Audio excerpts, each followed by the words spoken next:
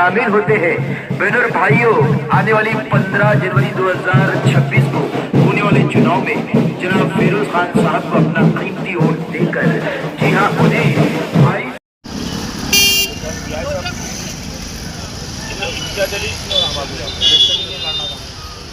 जंगल राज हमारे खिलाफ इलेक्शन भी लड़े, मेरे खिलाफ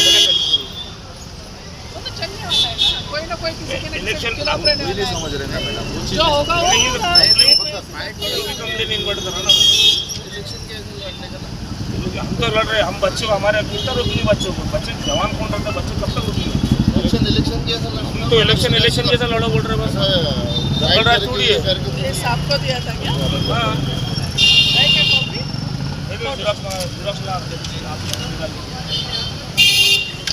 मैंने मेरे को ये सब चीज़ें 8-3 दिन पहले मालूम थी, इसमें आरे कुछ भी इन्वॉल्व है।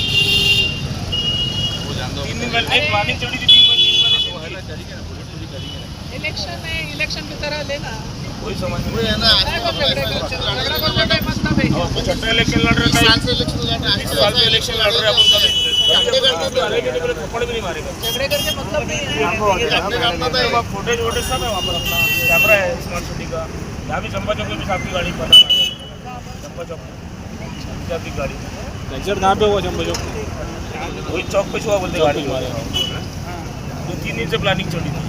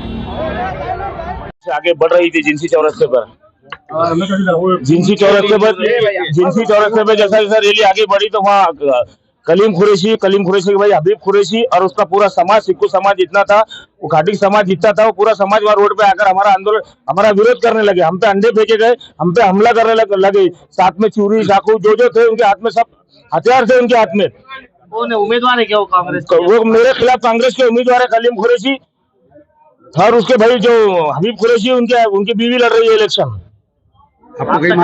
मेरे, हाँ, बिल्कुल तकरार करने वाला हूँ। मेरी आंखी पे फाइट मारे, मेरे लोगों पे मारे, हमला करे गए। कलीम कुरैशी के लोगों ने मेरे आंख पे फाइट मारे।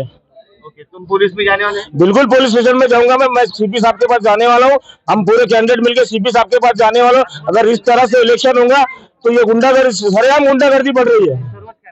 आपने आयुक्त को बताया था? मैंने 2 ही दिन पहले पुलिस कमिश्नर साहब को कंप्लेन दी थी कि ऐसे ऐसे हमले होने वाले हैं, ये इनके पास 2 नंबर का पैसा है और ये पैसे के घर पे इलेक्शन लड़ना चाह रहे हैं और हम पे हमले करना चाह रहे हैं। आपका नाम? मेरा नाम फिरोज खान है। मैंने 2015 में भी इलेक्शन लड़ा था। मैं माजी विरोधी पक्ष नेता फिरोज खान हूँ। आपने रैली की परमिशन ली? बिल्कुल, कायदेशीर रैली की परमिशन लेकर हमने ये काम किया। Thank you.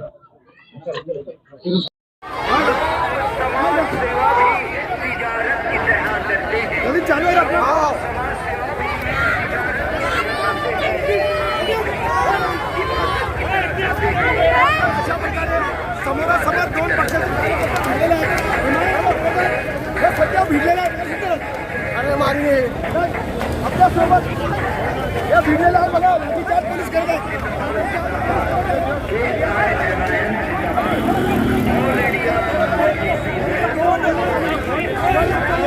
समोरासमोर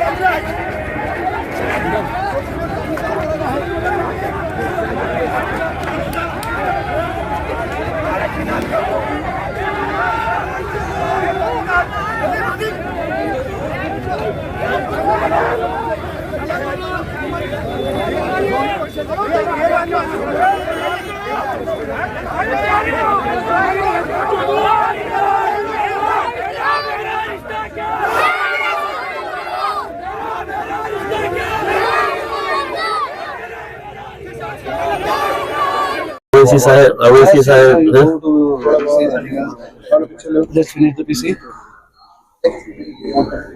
बोला चला झालं का बोला साहेब काय म्हणणं आहे तुमचं? आमचा तुमच्यावर हल्ला झाला, तुमच्या गाडीवर हल्ला झाला, तुमच्या लोकांवर हल्ला झाला. हा हल्ला झाला काय आहे की दिसतंय नाही ठीक आहे. आम्हाला सगळं माहित आहे की याच्या मागे काय षडयंत्र आहे, कोण हे षडयंत्र रचत आहे.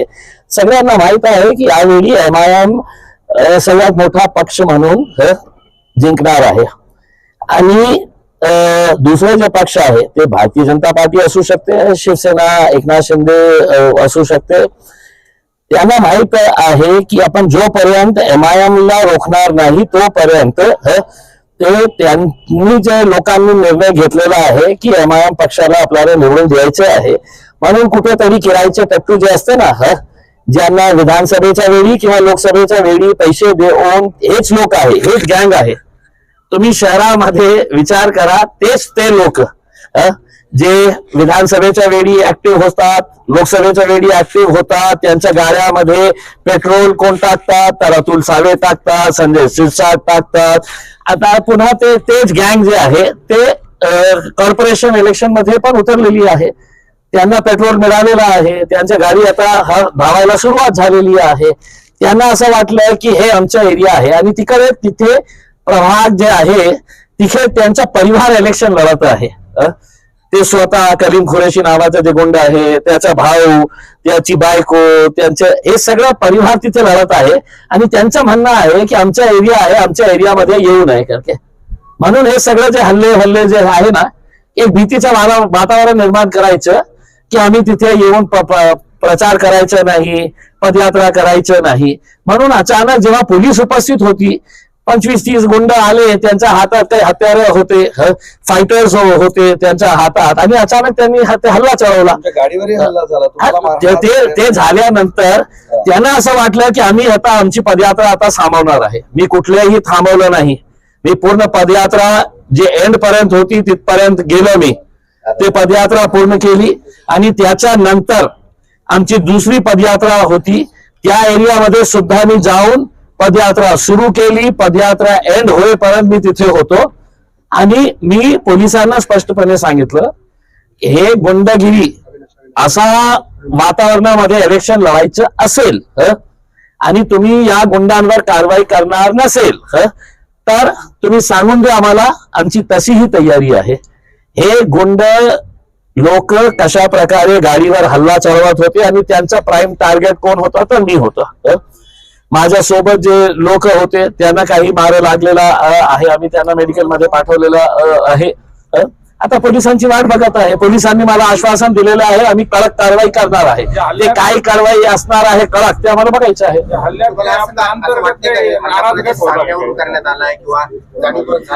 नाही काय हे की हे जे गुंड आहे, मी ज्याचं नाव घेत आहे कलीम खुरेशी, त्याचे धंदे काय आहे? त्याचे धंदे गुटखेचा कारोबार करणारा, बायोडिझेलचा 2 नंबरचा धंदा करणारा, आणि जे शाळकरी मुलांना राशन मिळतं खिचडीचा, ते राशन ते उचलून गुजरातला, अहमदाबादला पाठवतो.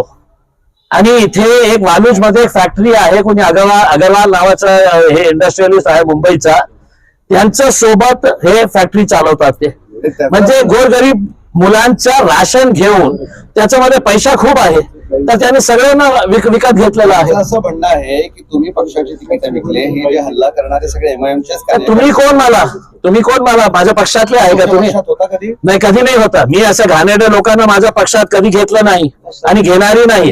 आणि मी विकला असेल तर तुम्ही कोण? माझ्या पार्टीचे अध्यक्ष बॅरिस्टर असदुद्दीन अवैसी विचारणार आहे. एक सलीम पटेल नावाचा तुमचा माजी नगरसेवक होता, ते माझ्या पक्षात कधी नाही होते. कोणी सांगितलं आपल्याला? त्यांनीच दावा केला होता की मी MIMचा कार्यकर्ता होतो, नेता होतो. नाही, ते आमच्या पक्षात कधी नाही होतं.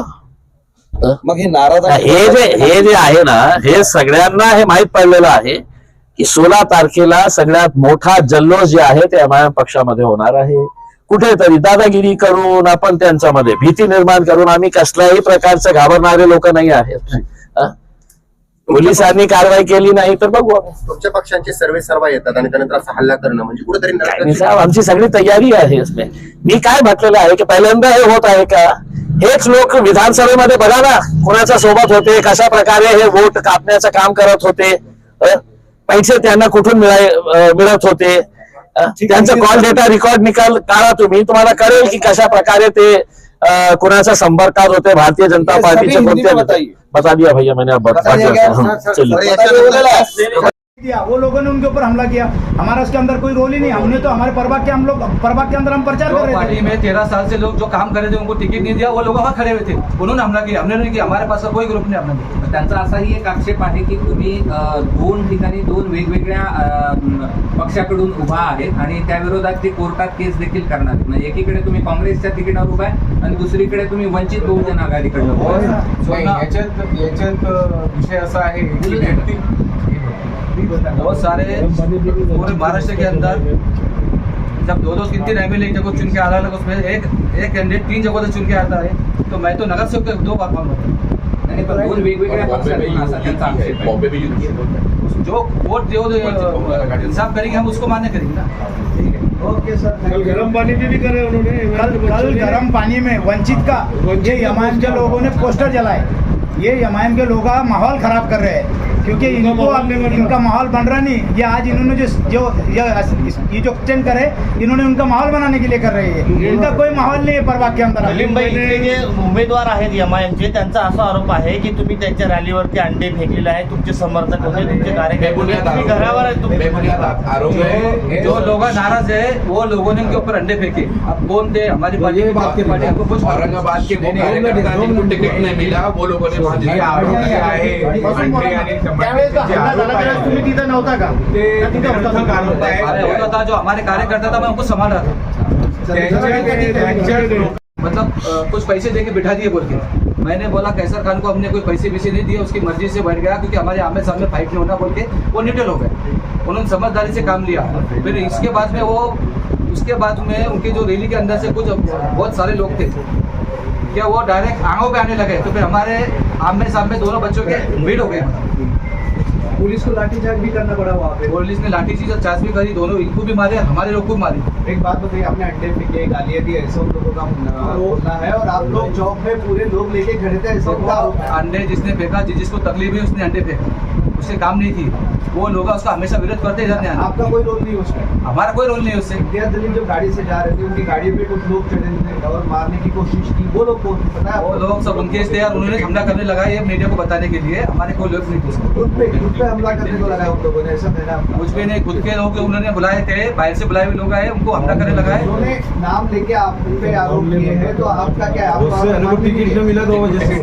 सुनो तुमको एक बात बताता हूँ, अभी जितने भी टिकट गए किसने 50,000 दिया, किसने 30,000 दिया कंडीशन देके, किसने 80,000 दिया, किसने 1 करोड़ दिया, किसने 1.5 करोड़ दिया. और बहुत सारे हमारे पास इस चीज से ग्रुप है, वो आगे हमारे पास रो रहे कि हमारे को पैसे इतने ले लिया और हमारे को काम भी नहीं कर सीधे से. बहुत सारा हमारे इम्तियाज जलील यांच्या गाडीवर हल्ला नेमका कुणी केला? त्यांच्याच माणसाने केलं ते. त्यांनी त्यांचं कसं झालेलं आहे, त्यांची हवा नाही मार्केटमध्ये, ते हवा करण्यासाठी त्यांनी त्यांचे जे पिल्लू आणून त्यांनी स्वतः त्यांच्यावर हमला करून घेतलेला आहे. ते त्यांना माहौल बनवण्यासाठी ते असं प्रयत्न करत आहेत ते लोक. और उनको बर्दाश्त नहीं हो रहा क्योंकि मैं वंचित के पैनल से है, कांग्रेस के पैनल से, और हमारे पूरे पैनल निकलने वाले 100% हमारे पैनल निकलने वाले हैं.